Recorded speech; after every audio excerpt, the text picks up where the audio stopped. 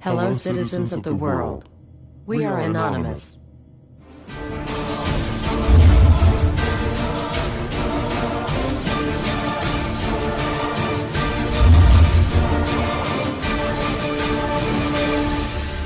Guess what, world? We are back. Everywhere you look, corruption. We continue to fight pointless wars over lies, and we are killing innocents and letting our children die in wars just to ensure the Federal Reserve can continue their petrodollar scandal. We are sitting idly by while these crooks continue to loan fake money out to us at interest, stealing our homes, and enslaving our children. Let me make this extremely clear to all of you listening. Many corporations, especially the Federal Reserve, used the government to steal $17 trillion from your children. Your children did not have that money. They are now debt slaves. These people have stolen money from your children that are not even born yet, and sold their freedoms. They have enslaved you and many around the world. Wake up, world. And they did all of this by counterfeiting money and loaning it out at an interest. They have stolen hundreds of trillions from people around the world. Have you heard about Microsoft's Xbox manufacturers in China? They had to install suicide nets outside their buildings to ensure their employees don't jump out of the window to commit suicide. These are the conditions your children in the US will be working under when the debt is soon owed, and it will be owed. It is not a matter of if it will be owed, but it is just a matter of when. And it will happen as soon as the United States economy collapses, which will happen very, very soon. And if you think because you do not live in the United States this does not affect you, you are wrong. And you are next. The only way we can stop this is if we all unite together and fight it. People of the US are waking up to the Federal Reserve scandal, and the powers that be are currently afraid of retaliation. And that is precisely why they trying everything they can to disarm us. You know how the media has been saying gun violence has been out of control and at an all-time high. They are not simply twisting the truth here or exaggerating. They are absolutely bold-faced presenting lies to you. First off, realize, gun violence in the United States has always been shockingly low. And gun violence has dropped by 49% in the last 11 years. The already absurdly low gun violence in America has literally dropped in half. In half. The fact they are saying that it is at an all-time high perfect demonstrates how biased the government and the media is.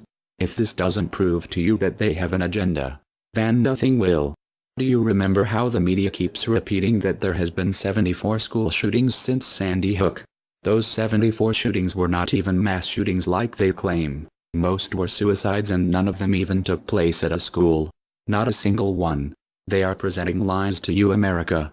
When will you wake up? At some point you have to ask yourself, why would the government fake 74 mass school shootings involving children? If they get our guns, we will lose the fight against them. And they will take away absolutely all of your freedoms and you and your children will be forever slaves. And don't forget they purposefully put you and your children into that debt. And because the Federal Reserve is present in all countries, the other countries of the world are next soon after. This plan is called the New World Order. It is the same New World Order the Vice President of the United States called for on national TV a month ago. He said we need to strive for and complete the New World Order. This is also the same New World Order President George Bush and President Kennedy said is our country's lifetime goal. And the same New World Order George Bush said on national TV said will happen no matter what we do, and we cannot prevent it. This has all been a long-time plan. The Federal Reserve and their partners want complete control of humanity. We cannot let this happen. They want to rule over us, like kings and queens. And humanity will be forever lost to enslavement by a bunch of tyrants who have publicly admitted they want to kill off the majority of the population so the masses are easier to control. They are going to wipe your bloodline completely off of the earth. He'll tell you the order of things to happen. The enslavement will follow immediately after guns are taken away and you cannot fight back. If they cannot get the guns before the economic collapse, then they will wait until the economy collapses. When the economy collapses, people will be starving. There will be looters and shootings. The government will insist on taking guns away to help, and as soon as the guns are taken away, then we will fall into a complete dictatorship. Do not fall for it. Remember, They are the ones who caused the economic collapse to begin with. This is the same tactic used on Germans and it worked. So expect it. As soon as the economy collapsed and the masses were starving, the German government asked the people to give up their rights and they listened. And then eventually the government was throwing the naked masses into giant burning hot ovens for mass execution. Do not give up your rights. Do not give up your guns. Fight back, as they were the ones who caused the problem. Just so you know, the people who are behind this Federal Reserve scam and New World Order are the same ones who funded Hitler's campaign. Make no mistake, these people are as brutal as Hitler himself, even more brutal. In fact, now we are going to show you some. Assuming America grows some balls and we win, we will need an overall plan. We have come up with a perfect plan. This plan offers extraordinary possibilities. It will make for the most beautiful and free world you can ever imagine. If we are successful, we can leave a much better for our children. A beautiful world. Watch every minute of the rest of the video. Do not skip a single bit of it, as it is all important. If this one video gets out to and can change the world, this is your opportunity to make a difference. Please share this video. What you want with it, get paid for the views. We don't care. Just get the message out there for the world to see. Now sit back and relax, enjoy the movie.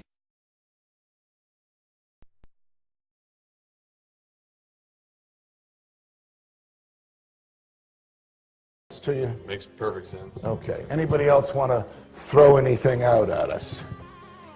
Sir? I think you're an anarchist and you don't know it yet.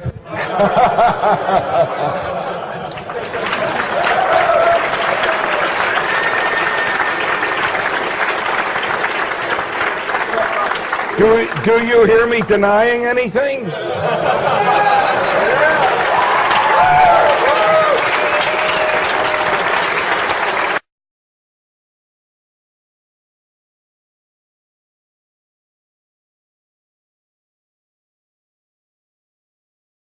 Many people, when they hear the word anarchy, think of chaos and mayhem. So they assume that an anarchist must be in favor of disorder and violence. That is the complete opposite of the truth.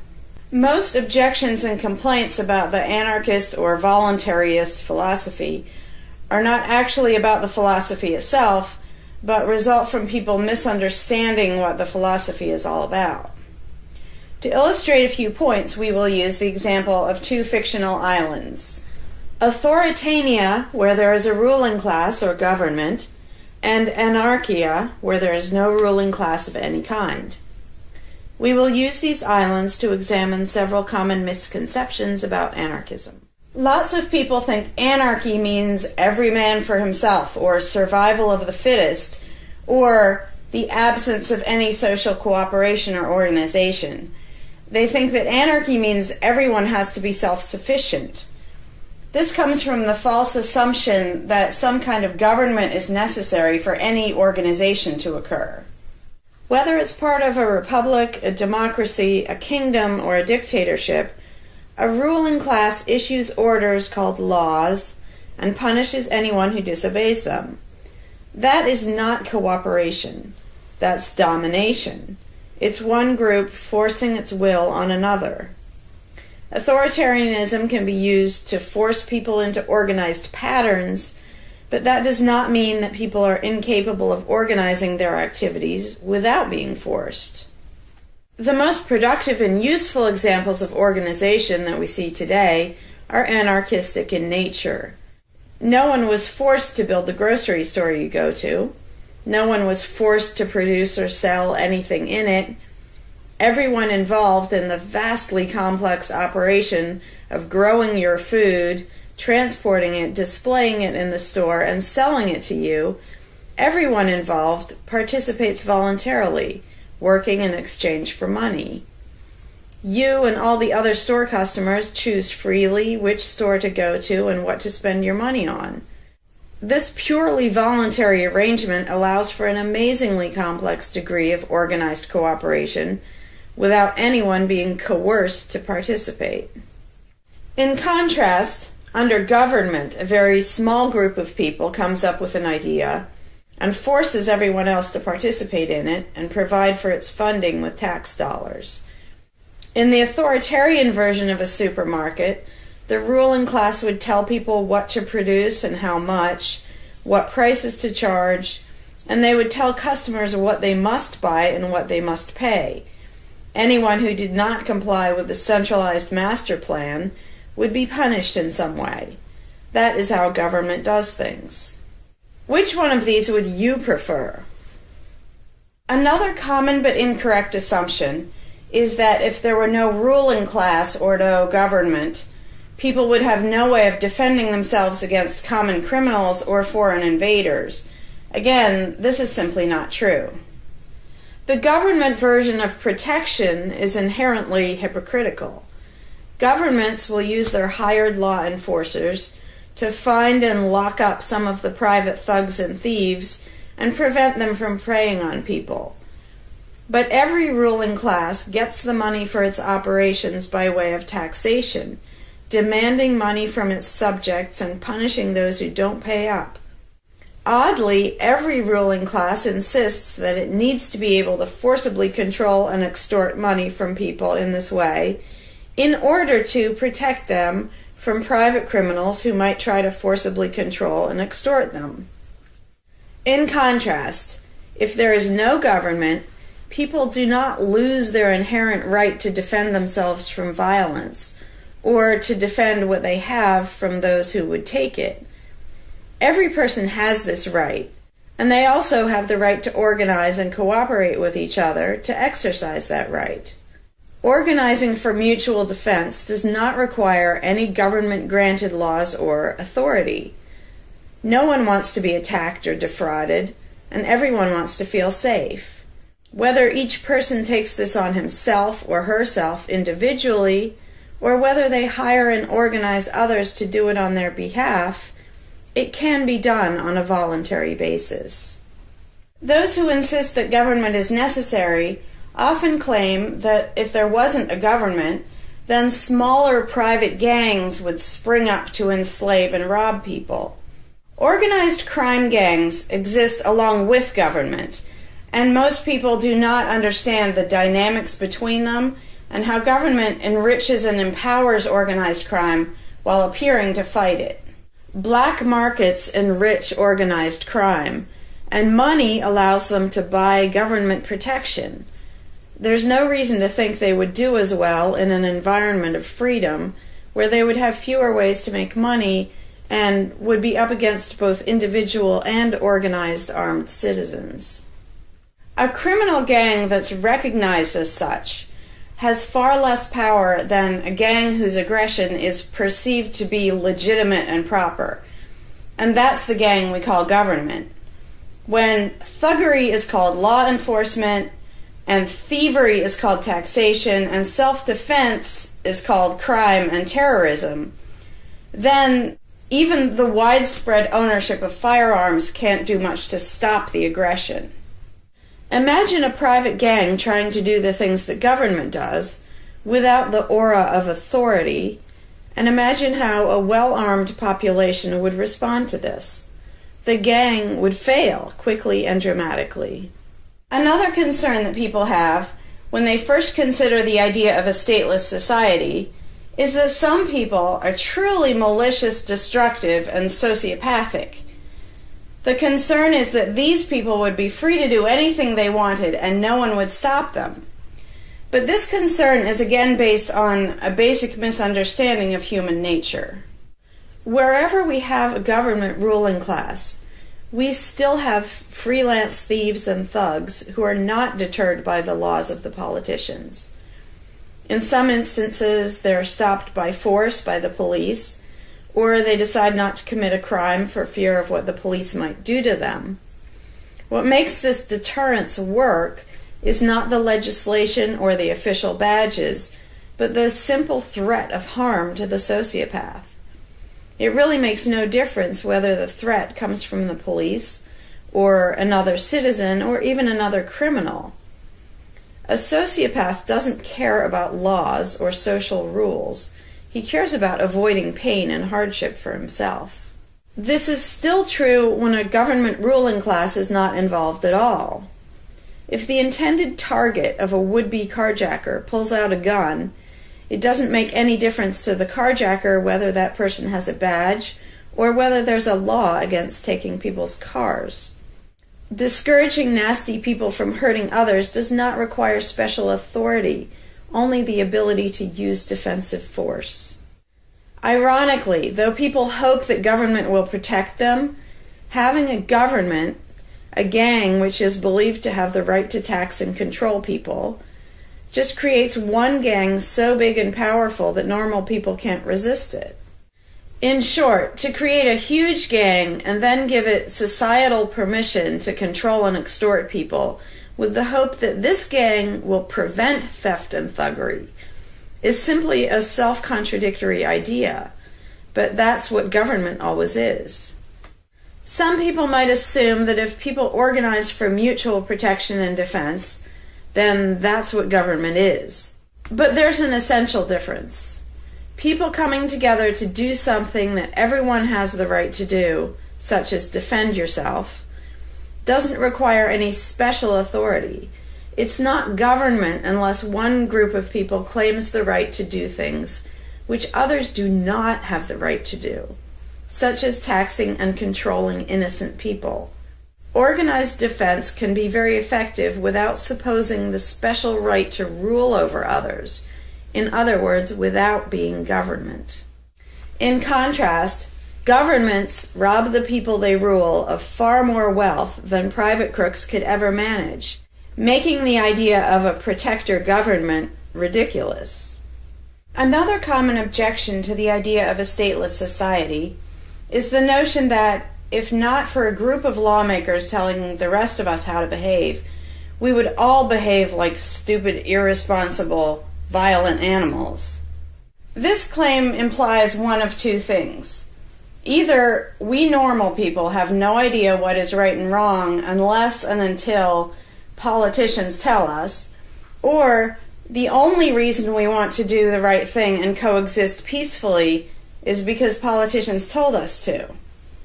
A quick examination of your own motivations will show you that neither of those things is actually true. It's particularly odd to make this argument in a society where politicians are voted into power. If the people themselves have no moral code and no conscience, and are just stupid, violent animals, why does almost everyone want government to keep the peace and protect the innocent? Would a population of vicious, heartless, evil people try to elect good people to keep the evil people in line? Obviously not.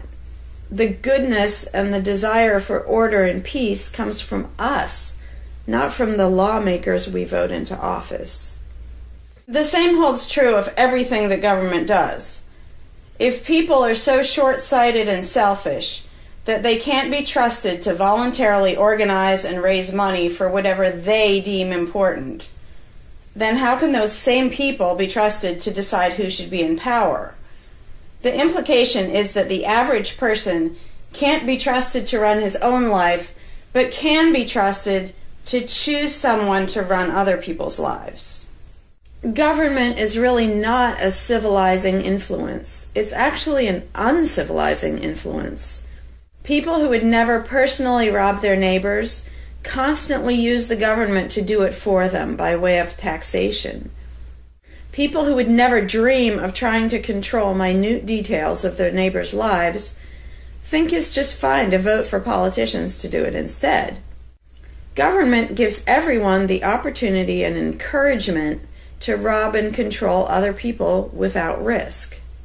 So government, rather than serving as a check against the imperfections of our nature, instead drastically amplifies our greed, irresponsibility, and malice towards other human beings by giving us a legally acceptable and risk-free way to interfere with the lives and choices of our fellow men and women. Government brings out the criminal and busybody in everyone.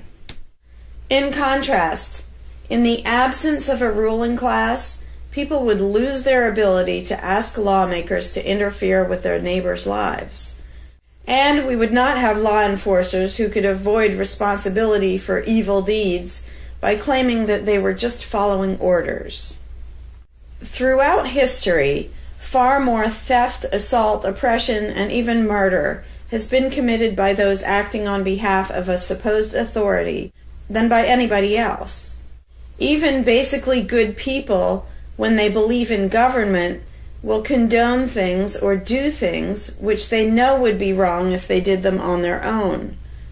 Most people know that theft and assault are bad, but they imagine that controlling their neighbors and forcing them to spend their money on things they don't want is perfectly moral and legitimate when it's done by way of the political process. Wrong becomes right when it's called taxation, legislation, regulation, and war. Anarchists know better.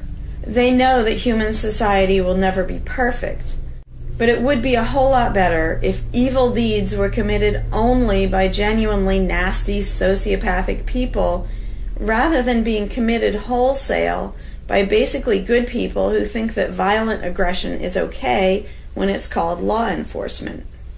The fundamental principle of voluntarism is very simple. It's wrong to initiate violence against any other person, regardless of badges, laws, or alleged authority. The only time the use of force is justified is to defend against aggression. Almost everyone understands this on a personal level, but they've been taught that this basic rule of social living does not apply in the game of politics and government. Most people already know how to get along with others, and most people want a peaceful and just society. Our morality doesn't come from politicians making laws. Our ability to organize and cooperate doesn't come from the ruling class. When people escape the belief in government, they don't suddenly turn into violent animals. Our inherent right to defend ourselves and our ability to defend ourselves is not served by government. In fact, it's threatened by government more than by anything else. Ruling classes do not produce peaceful coexistence, but rather perpetual conflict and violence. Our belief in government authority takes our compassion, virtue, and good intentions and turns them into power for people who crave power and riches. Of course, the people who benefit most from the political racket will put a good spin on the system and do their best to convince people that it's a social necessity.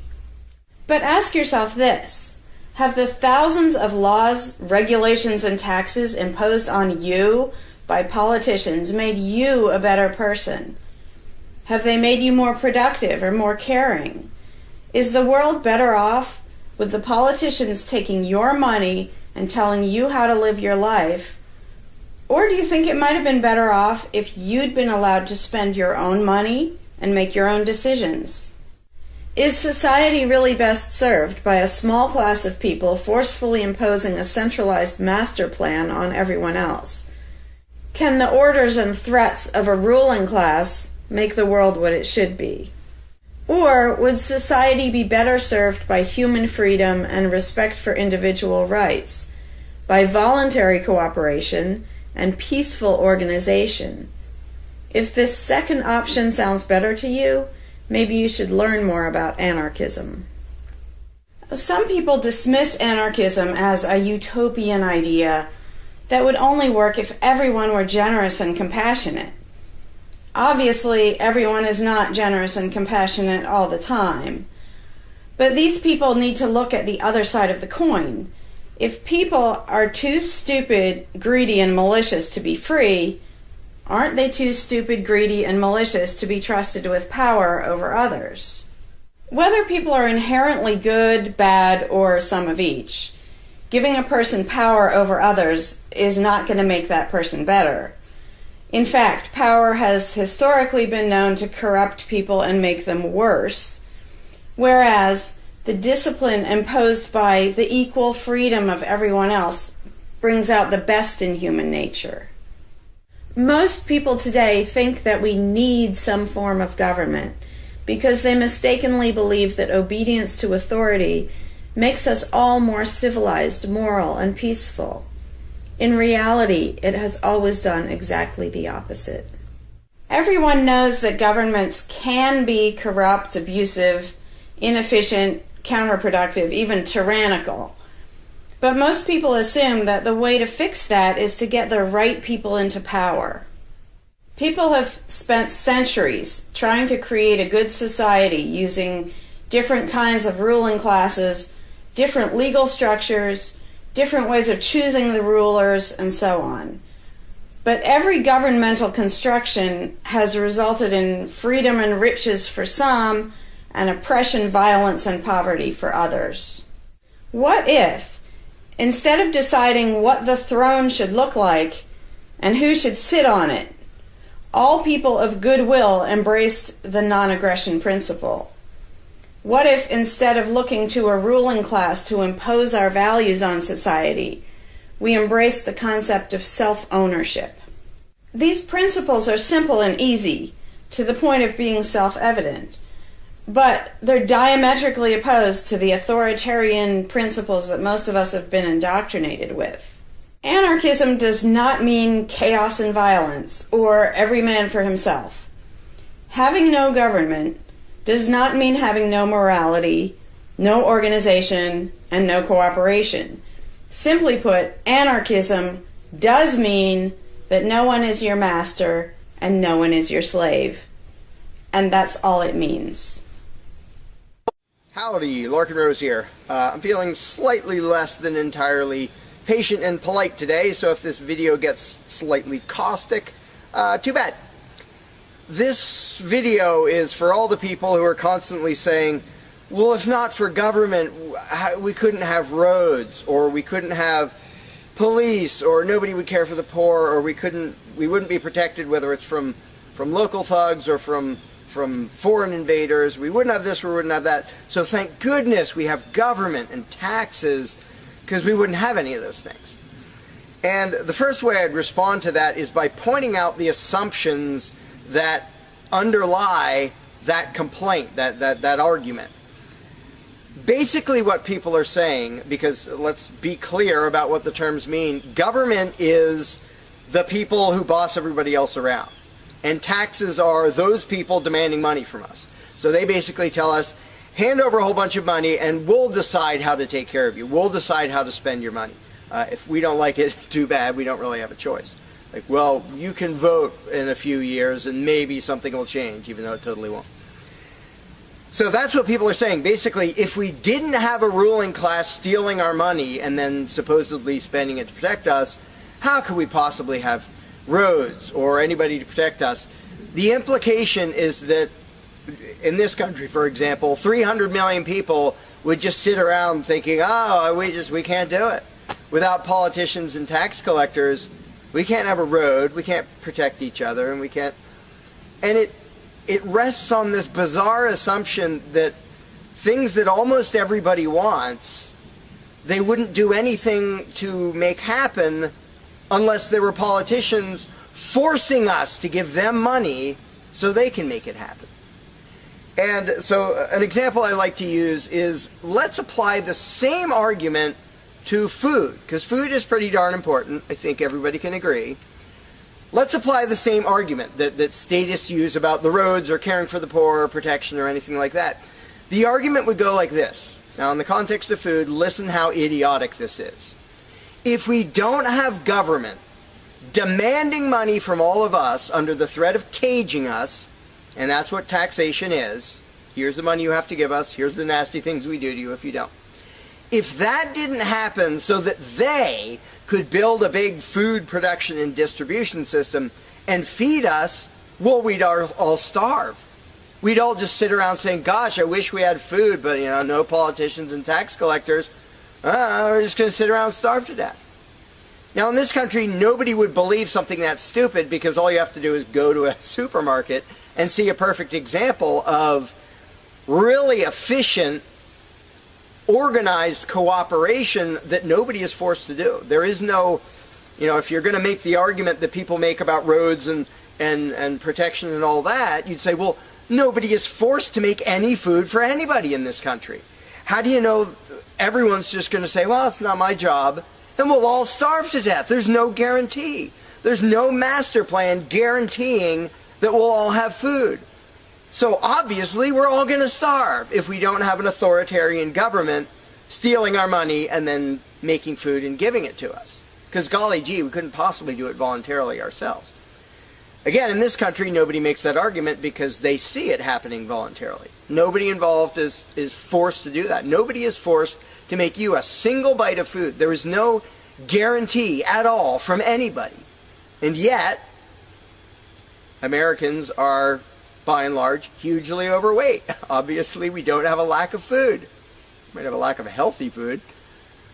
But obviously, we see that example, oh, we can handle that. You know, voluntarily, mutual cooperation, that's fine for food, but for some reason, it's not okay, and we can't even fathom the idea of the exact same thing handling roads, or handling protecting us, or other things that almost everybody wants. So there's, in the question is this bizarre assumption that everybody will sit around really, really, really wanting something, but because there aren't politicians bossing us around and stealing our money, well, how could we possibly do it? And one of the most common things is, who will build the roads? Which is amazingly stupid to me. Just amazingly stupid. I have here in my pocket a little tiny thing. With this little tiny thing, I can be most places in this country and call people all over the world. And I own it myself. I'm not anywhere near rich these days, but I own one. Almost everybody I know has one of these. A little thing that can fit in your pocket, and just on a whim, you can open it and talk to somebody who's on the other side of the planet. And there was no coercion. Nobody forced anybody to make one of these. This is the result of voluntary cooperation. And that's it. Free trade. Organization, yeah, good. Cooperation, yeah, good. Coercion, which is what government is, and taxation, which is theft, didn't need that to do this. So what these people are telling me, oh, we wouldn't have roads if we didn't have government, is that somehow free individuals, relatively free, interacting voluntarily can make it so I can talk to almost anybody in the world on a little thing that fits in my pocket on a budget that is not a very good budget at the moment, but I still have one of these. That freedom, not authoritarianism, can supply me with this, but freedom cannot achieve a flat place. Because that's what a road is. It's a flat place. From here to there, because we have these machines that take us from here to there. By the way, we don't have those machines because of government. We have those machines because of free enterprise and voluntary interaction and cooperation. The idea that freedom can make a car but can't make a flat place is just idiotic. You really think we can't make a flat place? And so I ask people, and they say, well, who will build roads? Are you really telling me that you really and truly think that if government fell off the face of the earth, 300 million people in this country, 7 billion if you want to include the whole planet, would sit around in their houses thinking, golly, I wish I could go visit Fred, but I can't because there's not a flat thing from me to him, and I don't know how to do it. And the other 300 million or 7 billion people, we can't possibly do it because there aren't any politicians and tax collectors. If they were here, we could do it. If they were here to boss us around and steal our money and really inefficiently build a flat place, then we'd be set. Then I'd be comfortable and I could be confident that I could get places. I could visit Fred, I could go shopping, but now we're all going to sit in our houses wishing we could go to the corner store, but we can't because, golly, how could we possibly make a flat place from here to there?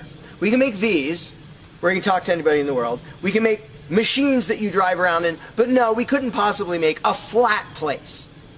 And when people say, well, who will build the roads? The first answer is the same damn people who do it now. Politicians and tax collectors don't build the friggin' roads. Have you ever seen one out there? No, you haven't. They steal our money, waste most of it, do all their corrupt games, and then they pay other people. Here's an idea. How about if we pay those other people who actually build the stinking road? And the fact that that doesn't occur to people is a great indication of how well indoctrinated people are by the rulers who will perpetually tell us, you can't organize anything, you can't achieve anything, you can't do anything unless we are here to force it on you. And it's, again, there are a zillion examples, whether it's caring for the poor or protection or roads, obviously. where most of the population will say, I'm really concerned that poor people won't be taken care of, which means most of the population wants people in need to be taken care of. And if we didn't have politicians stealing our money, how would it happen? Here's an idea. Take some money out of your pocket and give it to one of the people that you think needs help. Why would you not comprehend that, but you would comprehend some guy 1,000 miles away passing a law to send an armed thug to take your money, to waste 90% of it, and then give a little bit to somebody who may just be defrauding the system or may actually need it? And the amount of indoctrination required to make people even ask these questions of how could we possibly do this without government? What do you think government adds to the equation? It doesn't add any resources. It doesn't create anything. Everything it gives away, it steals from us first, by way of taxation. It doesn't add any skills. It doesn't add any knowledge. The people who are here would still be here if the institution of government fell over. We have all the know-how, we have all the resources, all the technology.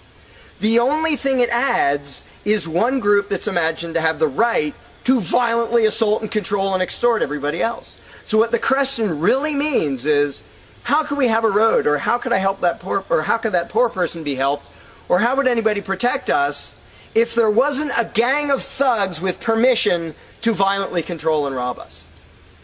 And when you recognize that that is literally what the question means, you already see how utterly idiotic it is. And it's completely the result of authoritarian statist indoctrination. Nobody would come up with that on their own. And you obviously don't see that with the example of food or cars or cell phones or anything else. Nobody says, we won't be able to talk to each other unless there's a gang of thugs that's allowed to boss us around and steal our money. And just economically, how stupid you have to be to think that's a good idea. Here are your choices. Let's do this. I'll give you these two choices for how you will be fed from now on. Either you can go spend your own money wherever you want. You can go to the supermarket or the local this or the local grocery, whatever you want. You can go decide what you want, and they'll tell you the price. You decide what you're going to buy and how much. And you can go to different places and you can shop around and you can do all that. That's option number one. But let me warn you, option number one does not give any guarantee that you will be fed.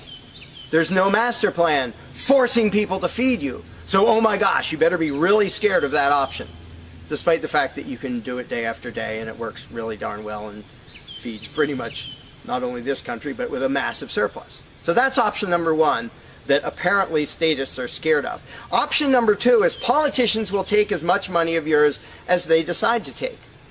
Then they will decide what, if anything, they will buy with that money in terms of food to give to you, to feed you. Do you really think that will serve you better, that that will feed you better? Yeah, I'm much more comfortable that I'll have I'll be fed, I'll be secure, everything will be okay. If a gang of thugs who doesn't really care about me steals my money and then decides what, if anything, to give me back from what they stole. But that is implied in the question, whatever you put in the blank. How are we going to have blank if not for government? What you're saying is, how can we, the people who really want roads and food and cell phones and protection and all the things that almost everybody wants, how can we possibly have that unless we give someone permission to steal our money and boss us around and then decide what they're going to give us? And the same thing applies no matter what you put in the blank. How will we possibly do blank without government? One of the silly ones is caring for the poor. How will we care for the poor?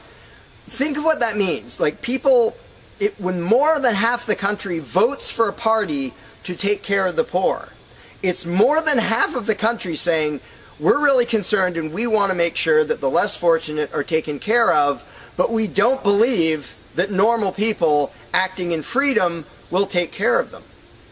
Well, if the people didn't care about the poor, they wouldn't win the election. By definition, if you vote for a welfare state, you're an idiot. Because either people are heartless bastards and you're going to lose, or people are compassionate and giving and you don't need to win. Just give them your stinking money. But people play the game, and that's the Democratic Party lives off of the idiotic notion that you're all so heartless that you should vote for us to steal your money to give to the poor. And half the country falls for it. Yeah, we're all so heartless that we voted you into office for the specific purpose of taking our money to help the less fortunate. That's just freaking brilliant. How about if half the country just gave their stinking money to the less fortunate? And then the less fortunate would all be rich, because it would be 1 trillion times more efficient than the government version of welfare ever is. Also, it would be actual charity instead of mass theft and corruption and fraud and all that fun stuff. But what takes the cake, the ultimately insane thing, whatever you put in that gap, how can we have blank without a parasitic ruling class and a bunch of hired thieves? It's just a stupid question, but it's extra super stupid when what's in the blank is, how will we be protected? Who will protect us from thieves and robbers if we don't have government? It's the most idiotic question. It's also the most frequent question from statists. So here's what the question literally means. If we don't give a certain gang of people permission to violently control us and take our money under threat of putting us in a cage, who will protect us from people who might commit aggression against us and take our money? Wanting government for that is exactly as brilliant as saying, we have to have a carjacker in our town, otherwise somebody might steal our cars. Government is an appointed thief. If you don't think taxation is theft, first of all, you're a really well-trained slave. Second of all, try not paying. See what happens. See if they say, oh, it's quite all right. Or if they say, no, you're going to pay, or we're going to take your stuff, or eventually we'll put you in a cage. And when people say, that's not theft, because we get something back. Learn to think. And I use this example all the time, and all I ever get is stupid looks from statists in response. If I robbed you at gunpoint of $100, and the next day I gave you a sandwich, and you said, what? I said, hey, now everything's fine, because you benefited. I gave you a service. I gave you lunch, so that retroactively makes it okay that I robbed you at gunpoint. Would you buy that argument? No, you'd say, that doesn't make it okay. Okay, you gave me a sandwich. And yet every statist makes the exact same argument when it comes to government. Well, we get some stuff for it after they demand our money under threat of violence and putting us in a cage. Then we get services or goods. And we don't get what we asked for, and we get lots of things we didn't ask for.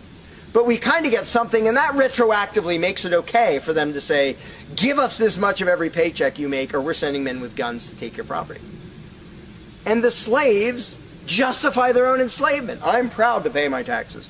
I'm proud to get robbed by a parasitic ruling class and get a little bit back and feel good about it. Like, not only is that legitimate and justified, but I feel proud that I let myself get robbed by a bunch of crooks and parasites. But again, the ultimate thing is protection. When people say, who will protect us from aggressors and thugs and thieves if we don't have a government? Even though what government is, by its very nature, is a gang of aggressors and thugs and thieves. They issue commands. Every law they pass is a command backed by a threat of violence. You have to do this. You're not allowed to do that.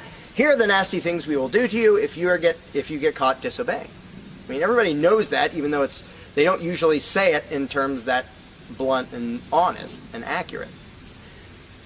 But to say we need taxes to be protected is as stupid as you can get. It's saying we need theft to avoid theft. And the fact that people are trained to use different words so that this theft sounds okay. It's legalized, it's taxation, and we voted for the people who robbed us. Like, we got to elect our local carjacker, and that means he represents us when he demands our car and points a gun in our face. He's serving us as he steals our car, because he's going to use that car and sell it and make money to make sure nobody else steals our car. That is the essence of government. And the fact that you have hundreds of millions of victims of that scam vehemently defending it and saying, I'm not going to give that up. I don't want to give up government. Who would protect us? I don't want to give up the biggest aggressor on the planet, the biggest thief on the planet. Look at your tax bill and see how much private crooks steal from you. So before you ask that question, before you ask, how could we possibly have roads or protection or water or air or Christmas or Santa Claus or any of the zillion things that statists imagine we can't possibly have without a ruling class, think about what the question actually means. Because when you get to the point where you understand the implications of your own question, asking how can we possibly have this without a parasitic gang of thugs robbing us, when you actually understand what you're really asking, you won't ask the question because you will realize it's completely freaking idiotic.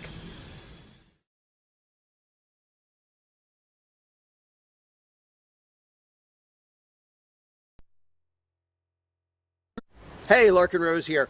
One of the first things that people are concerned about when they start thinking about a society without a ruling class is, well, what happens to the nasty people? Whether you're talking about people who are just kind of negligent or inconsiderate, play their music too loud at night or leave their trash lying around the woods or whatever it is, all the way up to people who run around attacking and murdering people. So people say, well, what would happen to them? What would we do about that? Some people even go so far as to say, if not for government, there would be nothing to stop people from committing murder and doing whatever other nasty stuff. And it's funny because when somebody says that, there would be no consequences, they could do whatever they wanted and nobody would stop them, the person saying that is implying that he isn't going to do anything. If there's someone running around attacking and murdering innocent people, the guy who said nothing will happen to them, obviously he's not going to do anything or something would happen to them. But not only is he demonstrating his own cowardice when he said there would be nothing to stop murderers, he's also projecting his own immaturity and irresponsibility onto the rest of the world, because he's also saying the other 7 billion people wouldn't do anything about it, which obviously isn't true. I would, wouldn't you? If somebody was running around murdering your neighbors, would you just go, well, there aren't politicians and there's nobody with a badge and we don't have tax collectors and bureaucrats, so oh well, I guess they're just out of luck, they're going to get murdered. And would you not even protect yourself if there wasn't government? Obviously, lots and lots of people, all the sane people, would do whatever they could to protect themselves and defend the innocent. So to say nothing would happen is just really bizarre. And it comes from having a mentality basically of a little kid in a classroom, where the teacher walks out of the room and the kids are just sitting there. We don't know what to do. No authority's telling us what to do. And Johnny's throwing things at me. And there's no teacher to stop him. Ah! Because most people, having been trained into authoritarian mentality, it never occurs to them that they are the ones who should fix anything, who should stop anything. And so when people say, well, what would be done about this and that and the other thing, nasty people doing nasty things, the first thing I ask is, well, what would you do about it? Because people are so into the mentality that there has to be some master plan and some authority who writes down the law of here is what will be done with those people, that people don't think in terms of, well, what would I do about it? Which is why I always ask people, well, what would you do about it? You're a person just as much as me and just as much as the other 7 billion. What would you feel justified in doing if somebody was polluting or playing their music too loud at night or running around murdering people or whatever in between you can think of?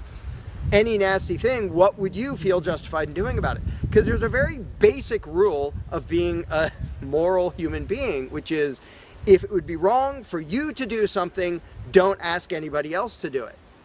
And the rule is so simple, so self-evident and obvious that most people will go, well, duh, of course. Trouble is, nobody in the world who believes in government abides by that rule. Nobody.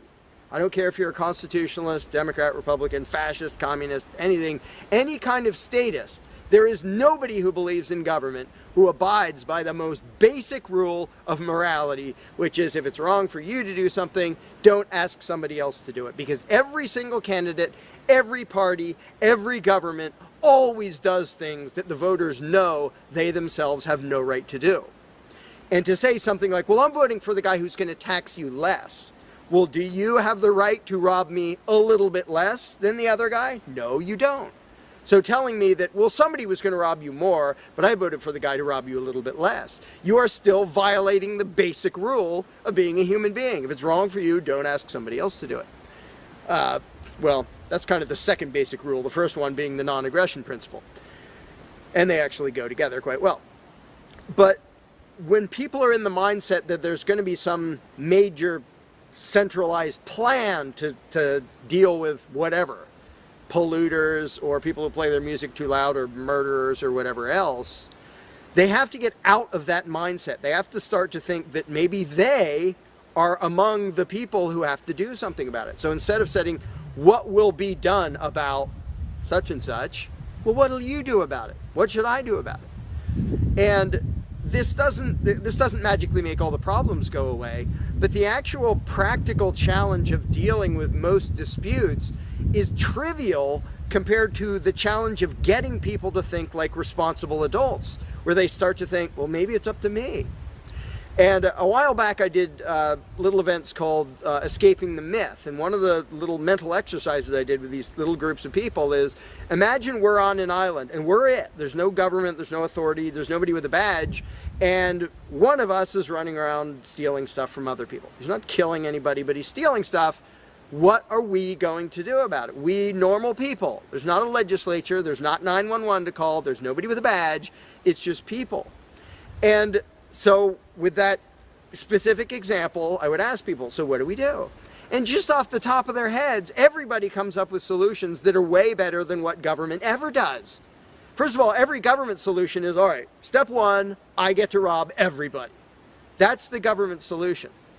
Well, we're going to tax everybody so we have the resources to stop that other robber. Well, in the island scenario, nobody is stupid enough or insane enough to start with that, to say, well, let's see, so somebody's stealing our stuff. Okay, first, I get to rob all of you so that I have the resources to protect you from him. Nobody is that insane. Everybody is insane enough to believe that who believes in government. And I did for many years. I was stupid enough to actually think that it was rational and moral to advocate mass extortion in order to protect people. And that's just stupid. So I just believed something insanely stupid for a very long time. Most of the world still believes that. But in a setting where people are put on the spot and they're responsible for what happens, they don't do that. They don't say, well, I get to boss everybody around and take their money. Nobody does that. So to me, the challenge is not even coming up with specific solutions to every imaginable dispute or problem, which I don't pretend to know how everything's going to turn out. And I don't intend to be emperor of anarchy. I'm not going to be in charge of the world. But getting people to the mindset where it's up to them, where there's just people, we're it. No legislatures, no people with badges, no authority, we're just people. Suddenly people are way better at solving problems and making things work. One good example is when there's a disaster. Unfortunately, sometimes it takes a horrendous event to bring out the best in people. And it brings out the worst in some people too. But when people say, whoa, my neighbor's house is floating away, I'm not going to wait for FEMA. I'm not going to dial 911. I'm going to jump in a boat and go save him. Because suddenly it's on me. Suddenly I'm the one who has to do something. And when it occurs to people that they're the ones who have to do something, and unfortunately usually that only happens in a complete disaster area, when it occurs to people and they suddenly take on the responsibility and start to think like adults, their solutions are generally a lot better than any government solutions, and ever are. But to get to that mentality, people have to shift from the authoritarian mindset to the mindset of a self-owning individual who realizes there is nothing above me. There is no magic unicorn who's going to come to save the day, who's going to come save me from polluters or somebody playing their music too loud or murderers or whatever it is. It's just us. And if we realize that, then first of all, people would stop asking me, well, without a government, how would this be handled? As if I'm going to be in charge. I don't freaking know. What would you do about it? I can tell you what I would do about it. I could tell you what I might suggest, what I might predict, but who cares? I'm one of 7 billion people. I'm not going to be in charge any more than you are. So it's really a mental exercise that people have to think over in their own heads with their own moral codes instead of waiting for some outside answer. And it's why I don't usually get into those discussions of, well, here's my plan for how to deal with this and that and the other thing, because my plan doesn't matter. My plan will not be the best plan for any problem you can come up with. There will be a million people with better plans than whatever I could come up with. So don't ask me to describe how you are going to fix problems. I don't freaking know. And you can see the mind shift in people when they grasp that they own themselves and they suddenly realize, oh, okay, well, yeah, there are things we can do to settle disputes, to protect ourselves from attackers, to do this or that or the other thing. But the first step is just grow up. Stop thinking it's somebody else's business to make the world work. Well, how will the poor be cared for? I don't know. What are you going to do? Well, how will we be protected from this? I don't know. What are you going to do about it? And it is inconvenient. It's inconvenient to be a free person where you can't just be a kid in the classroom whining to the teacher to save the day and fix everything and make everything work, where you actually have to be a responsible adult. And that's one of the main reasons why people like the belief in authority, because then they can live with the lie that all they have to do is obey and do as they're told and everything will be okay. First of all, no, it won't be okay. Second of all, you're not even being a human being. You just threw your free will out the window and became somebody's slave in the hopes that that would help humanity. It doesn't help humanity for you to be a slave. It doesn't help humanity for everybody else to be a slave.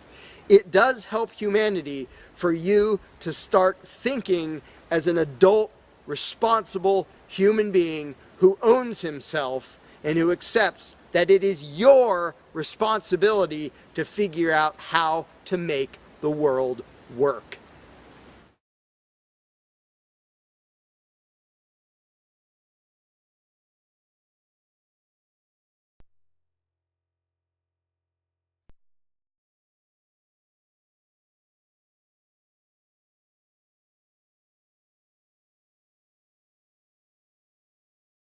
You cannot begin to imagine in how many ways the world is the opposite of what you have been taught to believe. You see the guy who sells drugs to willing customers so he can feed his family as the scum of the earth, while you see the hypocrite who gives away stolen money in the name of government as a saint. You see the guy who tries to avoid being robbed by the federal thugs as a crook and a tax cheat, but see as virtuous the politician who gives away the same stolen loot to people to whom it does not belong. You see the cop as a good guy when he drags a man away from his friends and family and throws him in prison for 10 years for smoking a leaf. And you see anyone who defends himself from such barbaric fascism as the lowest form of life, a cop killer. In reality, most drug dealers are more virtuous than any government social worker, and prostitutes have far less to be ashamed of than political whores, because they trade only with what is rightfully theirs, and only with those who want to trade with them. The upstanding, church-going, law-abiding, tax-paying citizen who votes Democrat or Republican is far more despicable and a bigger threat to humanity than the most promiscuous, lazy, drug-snorting hippie. Why? Because the hippie is willing to let others be free, and the voter is not. The damage done to society by bad habits and loose morality is nothing compared to the damage done to society by the self-righteous violence committed in the name of the state. You imagine yourselves to be charitable and tolerant when you are nothing of the sort. Even the Nazis had table manners and proper etiquette when they weren't killing people. You think you're good people because you say please and thank you? You think sitting in that big building on Sunday makes you noble and righteous? The difference between you and a common thief is that the thief has the honesty to commit the crime himself, while you whine for government to do your stealing for you. The difference between you and the street thug is that the thug is open about the violence he commits, while you let others forcibly control your neighbors on your behalf. You advocate theft, harassment, assault, and even murder, but accept no responsibility for doing so. You old folks want the government to steal from your kids so you can get your monthly check. You parents want all your neighbors to be robbed to pay for your kids' schooling. You all vote for whichever crook promises to steal money from other people to pay for what you want. You demand that those people who engage in behaviors you don't approve of be dragged off and locked up, but feel no guilt for the countless lives your whims have destroyed. You even call the government thugs your representatives, and yet you never take responsibility for the evil they commit. You proudly support the troops as they kill whomever the liars in D.C. tell them to kill, and you feel good about it. You call yourselves Christians or Jews or claim to follow some other religion, but the truth is what you call your religion is empty window dressing. What you truly worship, the God you really bow to, what you really believe in is the state. Thou shalt not steal, thou shalt not murder, unless you can do it by way of government. Then it's just fine, isn't it? If you call it taxation and war, it stops being a sin, right? After all, it was only your God that said you shouldn't steal and murder, but the state said it was okay. It's pretty obvious which one outranks the other in your minds. Despite all the churches, synagogues, and mosques we see around us, this nation has one God and only one God, and that God is called government. Jesus taught nonviolence and told you to love your neighbor, but the state encourages you to vote for people who will use the violence of government to butt into every aspect of everyone else's life. Which do you believe? To those about to stone a woman who had committed adultery, Jesus said, "Let him who is without sin cast the first stone." But the state says it's perfectly fine to lock someone up if they do something you find distasteful, such as prostitution. Which do you believe? The Christian God says, "Thou shalt not covet," but coveting is the lifeblood of the beast that is the state. You are taught to resent, despise, and hate anyone who has anything you don't have. You clamor for the state to tear other people down, steal their property, and give it to you.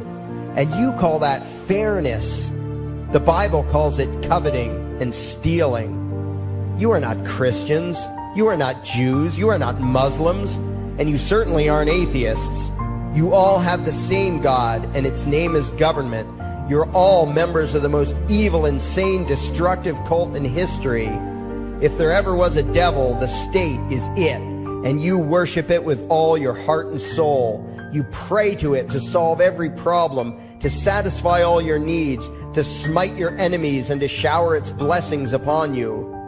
You worship what Nietzsche called the coldest of all cold monsters, and you hate those of us who don't.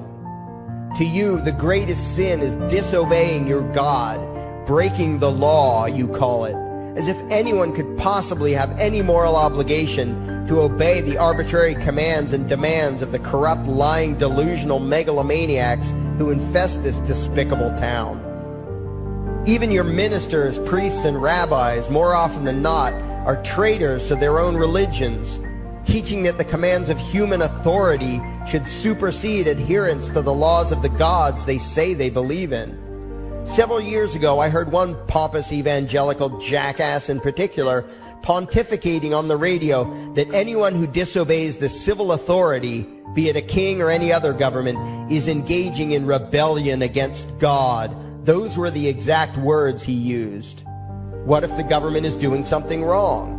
Well, this salesman for Satan opined, that is the business of those in government, and you are still obligated to obey. Everywhere you turn, be it the state or the church, the media or the schools, you are taught one thing above all else, the virtue of subjugating yourselves to mortals who claim to have the right to rule you. It is sickening the reverence with which you speak of the liars and thieves whose feet are so firmly planted on your necks. You call the congressmen and the judges honorable, and you swoon at the magnificence of the grandiose halls they inhabit, the temples they built to celebrate the domination of mankind. You feel pride at being able to say you once shook a senator's hand or saw the president in person. Ah, yes, the grand deity himself, His Royal Highness, the President of the United States of America. You speak the title as if you're referring to God Almighty. The vocabulary has changed a bit, but your mindset is no different from that of the groveling peasants of old who bowed low, faces in the dirt, with a feeling of unworthiness and humility when in the presence of whatever narcissist had declared himself to be their rightful lord and master. The truth of the matter, back then and today, is that these parasites who call themselves leaders are not superior beings. They are not great men and women. They are not honorable. They're not even average. The people who earn an honest living, from sophisticated millionaire entrepreneurs to illiterate day laborers doing the most menial tasks you can imagine, Those people deserve your respect. Those people you should treat with courtesy and civility. But the frauds who claim the right to rule you and demand your subservience and obedience, they deserve only your scorn and contempt. Those who seek so-called high office are the lowest of the low. They may dress better, have larger vocabularies, and do a better job of planning out and executing their schemes, but they are no better than pickpockets, muggers, and carjackers. In fact, they are worse, because they don't want to rob you of just your possessions. They want to rob you of your very humanity, deprive you of your free will, by slowly leeching away your ability to think, to judge, to act, reducing you to slaves in both body and mind. And still you persist in calling them leaders. Leaders? Where is it that you think you're going exactly that would require you to have a leader? If you just live your own life and mind your own damn business, exercising your own talents, pursuing your own dreams, striving to be what you believe you should be, what possible use would you have for a leader? Do you ever actually think about the words that you hear, the words that you repeat? You parrot oxymoronic terms such as the leader of the free world, even pretending for a moment that there is some huge journey or some giant battle that everyone in the entire nation is undertaking together that would require a leader. Why would you ever think, even for a moment, that the crooks that infest this town are the sort of people you should listen to or emulate or follow anywhere? Somewhere inside your mostly dormant brains, you know full well that politicians are all corrupt liars and thieves, opportunistic con men, exploiters, and fearmongers. You know all this, and yet you still speak as if you are the ones who are the stupid, vicious animals, while the politicians are the great, wise role models, teachers, and leaders without whom civilization could not exist. You think these crooks are the ones who make civilization possible? What belief could be more absurd? Yet when they do their pseudo-religious rituals, deciding how to control you this week, you still call it law, and continue to treat their arbitrary demands as if they were moral decrees from the gods that no decent person would ever consider disobeying. You have become so thoroughly indoctrinated into the cult of state worship that you are truly shocked when the occasional sane person states the bleeding obvious. The mere fact that the political crooks wrote something down and declared their threats to be law does not mean that any human being anywhere has the slightest moral obligation to obey. Every moment of every day, in every location and every situation, you have a moral obligation to do what you deem to be right, not what some delusional bloated windbag says is legal. And that requires you to first determine right and wrong for yourself, a responsibility you spend much time and effort trying to dodge. You proclaim how proud you are to be law-abiding citizens and express your utter contempt for anyone who considers himself above your so-called laws. Laws that are nothing more than the selfish whims of tyrants and thieves. The word crime once meant an act harmful to another person. Now it means disobedience to any one of the myriad of arbitrary commands coming from a parasitical criminal class. To you, the term crime is nearly synonymous with the word sin, implying that the ones whose commands are being disobeyed must be something akin to gods, when in truth they are more akin to leeches. The very phrase, taking the law into your own hands, perfectly expresses what a sacrilege it is in your eyes for a mere human being to take upon himself the responsibility to judge right from wrong and to act accordingly, instead of doing what you do, unthinkingly obeying whatever capricious commands this cesspool of maggots spews forth. You glorify this criminal class as lawmakers and believe that no one is lower than a lawbreaker, someone who would dare disobey the politicians. Likewise, you speak with pious reverence of law enforcers, those who forcibly impose the politicians' every whim upon the rest of us. When the state uses violence, you imagine it to be inherently righteous and just, and if anyone resists, they are, in your eyes, contemptible lowlifes, lawless terrorist criminals.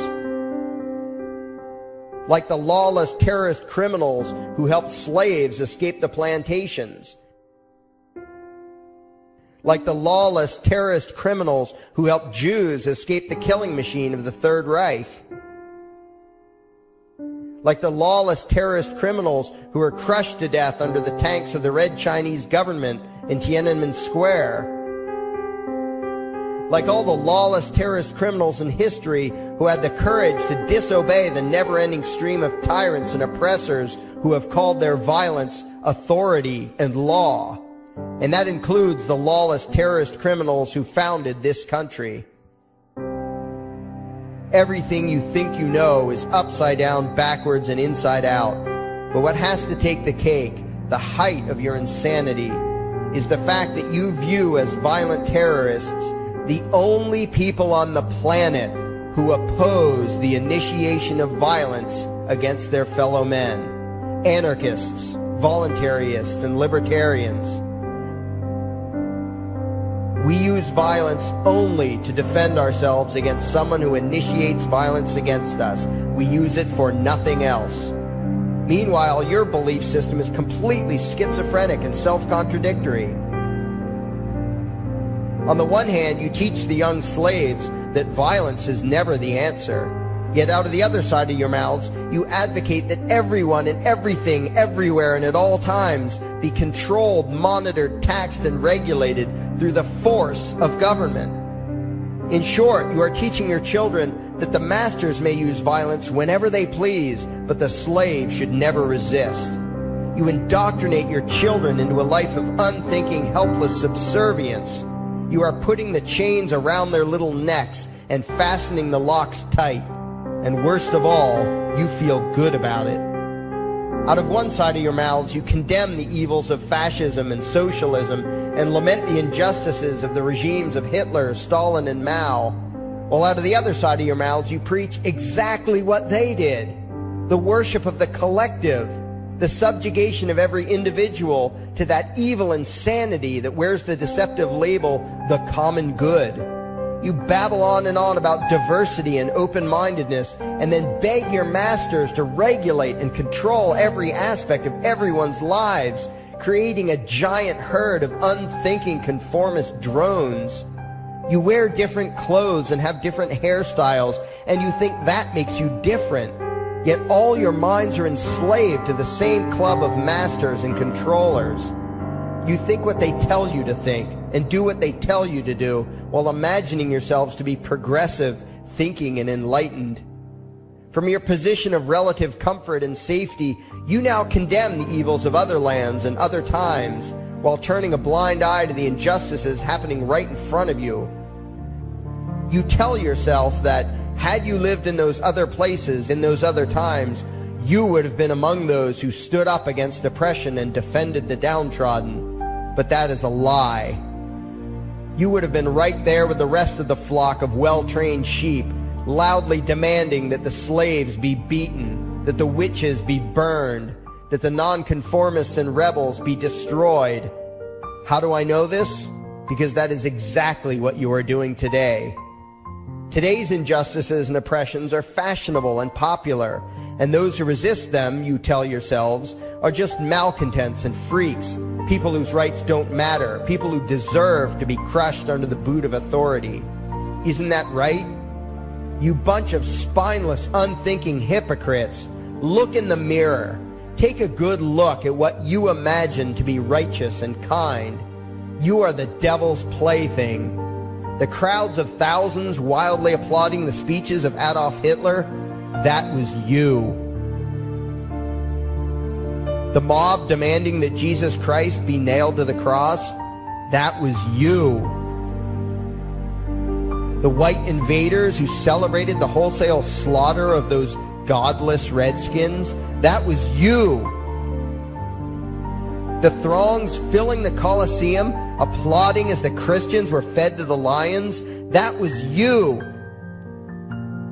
Throughout history, the perpetual suffering and injustice occurring on an incomprehensible scale, it was all because of people just like you. The well-trained, thoroughly indoctrinated conformists, the people who do as they're told, who proudly bow to their masters, who follow the crowd, believing what everyone else believes and thinking whatever authority tells them to think.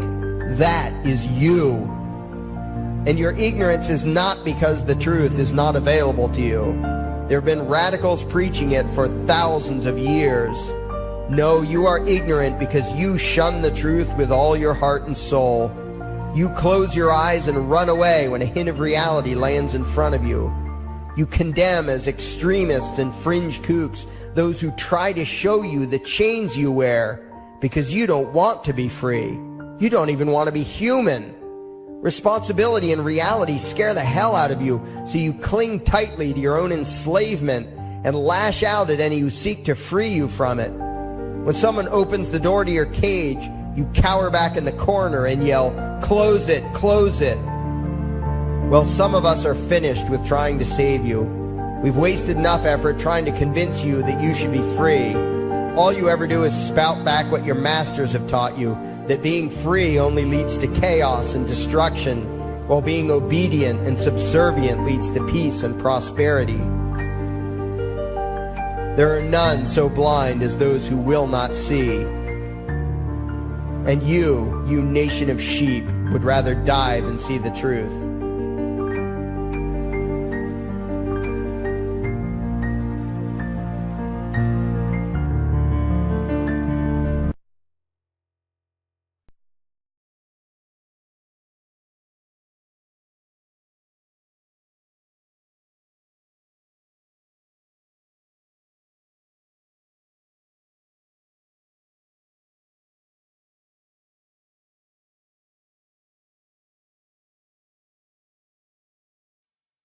There is something I need you to do. Favorite, like and share this video. Now that you have done that, go to your browser add-ons, download YouTube Video Downloader, come back to this video and save the video to your computer and upload it to your YouTube channel. Use a different title than the one used for this video. We now have a new YouTube channel. It is called Anarchy World. It's all one word. Subscribe to us. And the videos used in this video were by Larkin Rose, also one word. Look for his channel and subscribe to him as well. Thank you. And by the way, these are the people responsible.